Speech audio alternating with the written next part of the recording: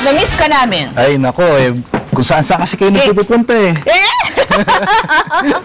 Oo. Well, anyway, upo tayo, Doc. Sige. Oo, at mga abay, another interesting topic ang pag-uusapan namin ni Doc Louie Gutierrez this morning. Great morning muna. Magandang umaga rin sa iyo, Abi Julie, at sa ating mga taga-subaybay dito sa Taong Bahay. Nag-aabang na yung ating mga abay. Ano ba itong topic na ito na alam natin na makapagbibigay ng karagdagang impormasyon sa ating mga abay? Okay, meron sa ating lumiham, no? At tinatanong nila kung ano ba itong tinatawag na laryngopharyngeal reflux. Ito yung tinatawag na silent reflux.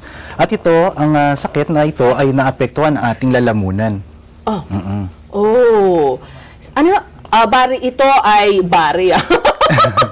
Bali ito, may kinalaman sa lalamunan. Yes, yan ang pag-uusapan natin ngayon. Ang isang sakit na nauukol sa ating lalamunan. Naku, lalo na ngayon, ang panahon natin, Doc, malamig, mainit, malamig. Minsan umuulan pa, di ba? At hindi maiiwasan yung ating mga abay, sakit na lalamunan ko, minamalat ako, o di kaya yung yes, so tawag dyan ay throat clearing. Okay. At yung throat clearing na yan ay nakikita natin sa mga pasyente nating meron tinatawag na laryngopharyngeal reflux. Bakit nga ba ganun?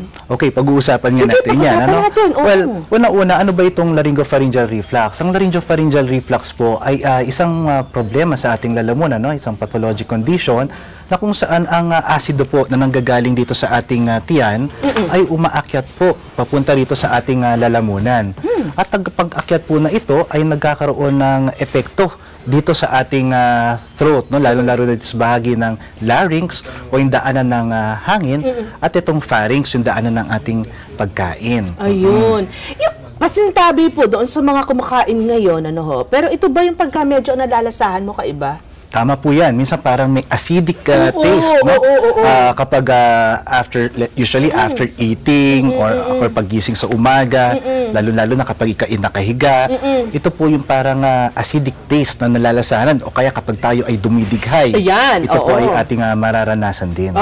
Sige, tuloy natin, Doc. Well, dito sa ating sa ating monitor, makikita natin yung ating lalamunan at nakikita natin diyan yung bahagi ng ilong papunta dito sa ating lalamunan.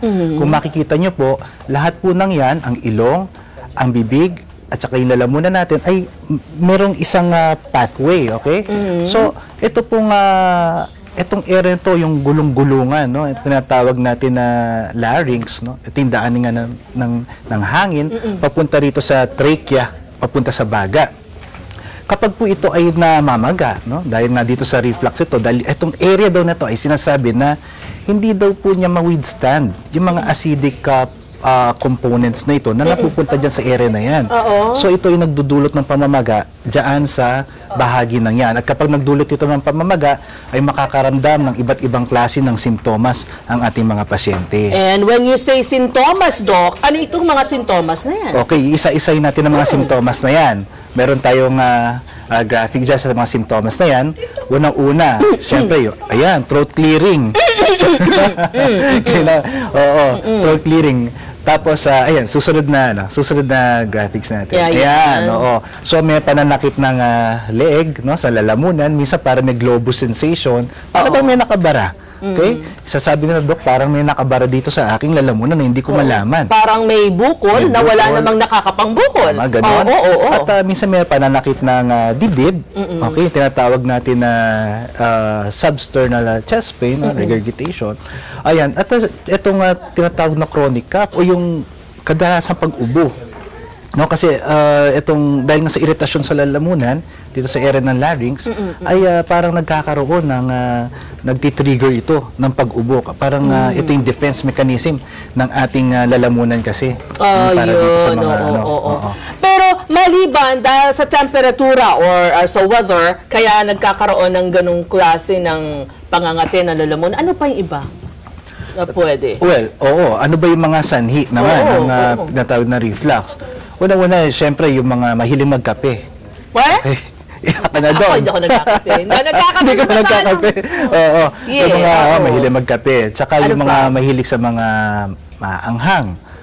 Maasim, mga citrus foods, mga tomato-based foods. Yung mahilig sa mint. Okay? Okay, mahilig sa mint. Itong mint, yung... kasi alam nyo, sa pag-aaral, sinasabi na ito daw po ay nagpapaluwag ng tinatawag na lower esophageal sphincter. Okay, ito ay para sa kabatiran ng ating mga manonood, ito po ay isang valvula dito sa dulo ng ating esophagus o yung tubo na nagduduktong sa ating bibig papunta sa ating tiyan. Okay, kapag po ito ay lumuwag, ayan, nagkakaroon po ng pag-akyat, no? Nagkakaroon ng chance itong mga acid dito sa ating tiyan na bumalik, nagre-regurgitate sila papunta dito sa bahagi ng ating lalamunan. Kaya yung tinatawag na reflux. Ibig mo sabihin kung para maiwasan yung mga sinabi nga ninyo, yung pag madalas sa pangati, lalamunan, pamamaga na kung ano man dyan sa lalamunan, iwasan natin yon yung mga pagkain yun? Yes, kailangan nating iwasan yun. Oh, I see. So, ano pa, Doc, ang mga dapat nating tandaan? Well, isa pa dyan, syempre, kapag kasi hindi natin ito, kapag hindi natin ito iwasang kainin or inumin, yung mga iba pang mga pamamaraan ay tulad ng tinatawag nilang, kasi ito, diet modification na tinatawag natin. Okay? Ulitin natin, small frequent feeding. Okay? So, bawas. Okay, bawas sa pagkain. Small frequent feeding dapat hindi lamon. Dapat unti-unti. Hatiin niyo po yan, no? Dahil may hilig sa pagkain ng kanin, yan. Okay? Tapos, iwasan. Maliban sa bawas, kailangan iwasan natin. Yung mga tulad ng mga nabanggit natin, tsokolate, no? Ay, smoking, talaga. Smoking, tsaka itong drinking alcohol. So, spicy foods, tsaka itong mga tomato-based foods nga. Alam mo kasi kapag hindi natin naiwasan ang mga ito at papabayaan natin ang tinatawag natin na reflux, ay maaari pong ito magdulot ng mga ibang komplikasyon.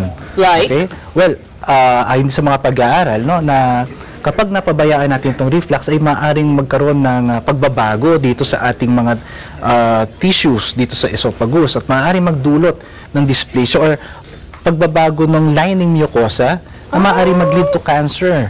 Talaga? So, hindi yan dapat pabayaan. Kaya nga napakahalaga nito na ma-educate natin ang ating mga kataong bahay, no, dito sa uri ng sakit na ito. Para hindi nila, kasi akala nila usual lang to, no? Parang masakit ka na lalamunan, ganun lang yun. Pero kailangan, kapag nakaramdam kayo niyan, ay magpasilip kayo. Meron tayong ginagawa na pamamaraan para ma-diagnose natin ito. Yung procedure. Tawag natin dito ay laryngoscopy. Okay. Meron tayong ipinapasok na na instrumento, no? Baka maipakita natin. Meron instrumento tayong pinapasok, yung laryngoscopes. Maaari itong ay tinatawag na flexible. Ito ay pinapasok dito sa ating ilong para makita yung ating lalamunan. So, sa ilong ipapasok? Yes, flexible po yun. Oo. Tapos, meron din naman tayong rigid laryngoscopy, no? Dito naman sa bibig. Makikita rin natin yung ating lalamunan. So, marami tayong maaaring makita dyan. Maaaring makakita tayo ng pamumula, pamamaga. Minsan may mga bukol na makikita tayo. So, dyan nagsisimula ang pagdadiagnose natin na tinatawag na laryngopharyngeal reflux. Siyempre, maliban pa sa mga signs and symptoms na babanggitin sa atin ng ating mga pasyente. Bakit, Doc? Ano bang itsura dapat ng lalamunan na yung normally? Usually, yan, pinkish, no? Tapos, wala tayong makikita dapat na pamamaga doon sa area or dapat walang bukol. Dapat maganda ang paggalaw na tinatawag nating vocal cords. Okay? Yung vocal cords, ito kasing area na yan yung nagpo-produce ng ating pananalita ng ating boses. So kapag nagkaroon ng problema sa area na yan, maaari tayong mamaus. Kaya may mga pasyente tayo na mamaus din. Maliban sa may nararamdaman sila na pananakit sa lalamunan or parang may globo sensation, na mamaus din sila. Yon dahil nga sa pagbabago doon sa environment ng tinatawag natin na vocal cords. Dito sa pinag-uusapan natin tungkol po sa problema natin sa lalamunan, isasama na ba natin dyan yung ating tonsils, yung tonsillitis? Well, maaari po, pero nasa taas na bahagi naman ang tonsils. Tulad ng mga napag-usapan natin nung mga nakaraang segments natin, ang tonsillitis naman ay maaring maging cause ng viral or bacterial infection. Namamaga ito at nagkukos ito ng maaaring pagbabago rin ng boses, pero usually ang pasyente ay nagrereklamo ng dumadaing ng dysphagia. Nahihirapan sila lumunok kasi may kasakitan kapag nagkaroon ng problema sa tonsils. Or kung hindi naman, kapag lumaki ito ng todo, ay nahihirapan din po silang huminga. Yan. So, nagkakaroon sila ng dysphagia, paghirap sa paglunok, dyspnea, yung paghirap sa paghinga, at saka minsan nagkakaroon na rin ng pagbabago sa boses. So sa ating mga abay, kunin lang natin yung paalala ni Doc Gutierrez pagdating po sa pangangalaga sa ating lalamunan. Oo, kapag nakaramdam po kayo ng mga pagbabago sa inyong mga sa pananalita, no, sa boses, kaya may nararamdaman kayong parang bumabara sa inyong lalamunan, ay huwag po kayong mag-atubili na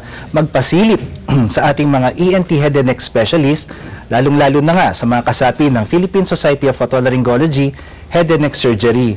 Kami po ay handang tumulong sa inyong lahat upang kayo po ay magabayan namin at mabigyan kayo ng tamang paglunas. Ayan. So, mga bay, yung mga nabanggit ni Doc Louie sa atin, tandaan po natin. Inuulit namin, minsan kasi yung mga paalala sa atin, papasok sa kaliwang tenga, lalabas sa kanan, hindi natin naunawaan, napaka-importante pala. Thank you, Doc. Anytime. Sige. Thank you, Doc. So, mga bahay, babalik agad ang taong bahay. At gaya ng binanggit ko kanina sa inyo, no, nandun tayo sa makeup room. Mamaya, makakakwentuhan natin si Mr. Jerry Craval. Oo. At even the director, mga abay. Diyan lang kayo, ha? Marami pa tayong pag-uusapan dito lang sa taong bahay. Diyan lang kayo.